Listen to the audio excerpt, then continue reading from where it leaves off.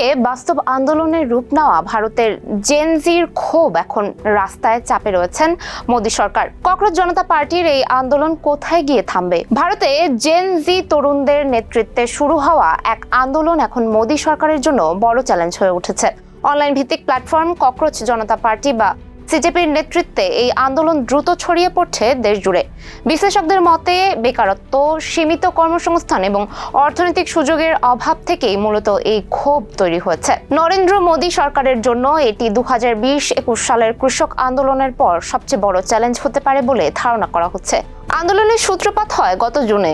শিক্ষামন্ত্রী ধর্মেন্দ্র প্রধানের পদত্যাগ দাবিতে কেন্দ্র করে একাধিক পরীক্ষার প্রশ্নপত্র ফাঁসের ঘটনায় ক্ষুব্ধ শিক্ষার্থীরা রাস্তায় নামেন।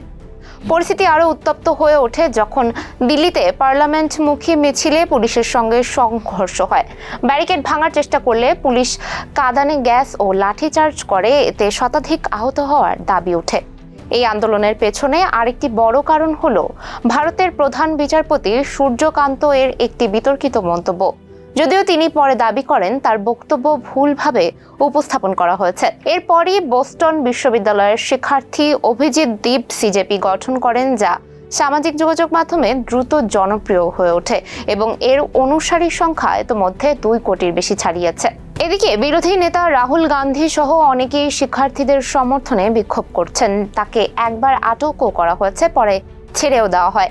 আন্দোলন এখন শুধু শিক্ষার্থীদের মধ্যে সীমাবদ্ধ নেই, কৃষক সংগঠন ও বিভিন্ন রাজনৈতিক দলও এতে সমর্থন দিচ্ছে। বিশ্লেষকদের মতে এই আন্দোলন যেমন দ্রুত বিস্তৃত হচ্ছে, তেমনি এটি আরও অস্থির ও জটিল হয়ে ওঠার ঝুঁকিও বাড়ছে।